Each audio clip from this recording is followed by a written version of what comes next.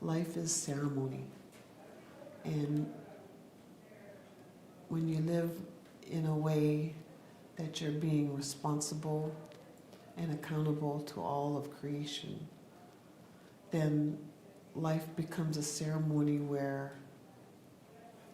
you honor and respect all of creation. And I think that all of creation will hear you, and they'll honor and respect you too. So it's reciprocal. When you're in that space of knowing that you are reciprocating with all of creation, you're responsible and you are very respectful of that. And it's because this work is not only for you, but it's for all of your family. It's all of your descendants. And it's through the help of the ancestors. So it's very intergenerational. It's very spiritual. It's very powerful, and it's sacred. When I look at justice, I see it as all one. I don't see like social justice, because the environment is part of everything. You know, it's part of who we are. It's part of our culture, our language. Everything is based on the environment. In our languages, we don't translate it as water in our language. We have a different interpretation. What we say about water is said in two short syllables. We call it nebe.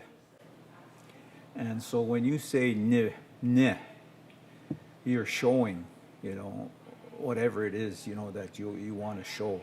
Ne. So you're showing yourself when you add be to it. The current manifestation of who you are is your be, is your biological self.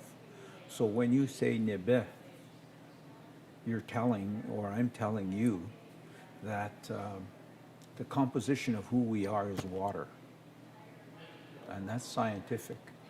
And you know, and it's only recently, like within the last 40, 50 years, that scientists have come to realize or found.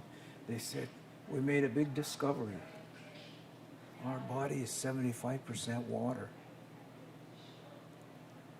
And so in the Ojibwe language, you know, it was there for, you know, thousands of years at least. And you could, you know, question, you know, how can, you know, an oral language pass on that, you know, information from generation to generation? Well, as long as, you know, those concepts, you know, are within your worldview and philosophy, you will always say, you know, that, you know, you will always say those words, and those key words that are very important will always be passed on in the same structure, I guess, so that the message carries on and the same understanding that comes with it. I think that everyone's view of justice is colored by what we see in the world. Some people hear justice and they think just. So what is just and what is right? But other people hear justice and they think what you deserve. But if it was really about what we deserve, it would be a completely different story. So in our communities, talking about justice and the way that we approach justice very often as Indigenous people is about understanding that it's about what is best for people. Is this going to teach them the right things to be able to move forward? In the justice system or the legal system, we look at things like, is this person doing this for what reason? Because if you don't address those things, then you aren't going to address them not doing it again. So I think on that level, yeah, there's a perspective on justice that is specific to Indigenous people because our understanding of the world is really impacted by that. we know that we do certain things because of the things that have come in the past, whether it's residential schools, abuse, behavior, health, mental health. Those things all impact everyone, even if we don't want them to or mean for them to happen.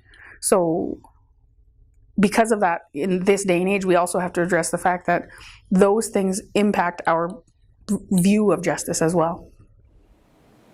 Mother Earth has been here for billions of years, surviving without us, and it's only taken us less than a century to destroy her. And probably before anything living was here, it was probably really, really beautiful and nice. And then just thinking, where did, on any other planet in space, there's no trees, there's nothing on it. How did any of this get here? And that's why we need to respect the planet and Mother Earth and not destroy her, because that's hurting her feelings. We need to think about her, not just us.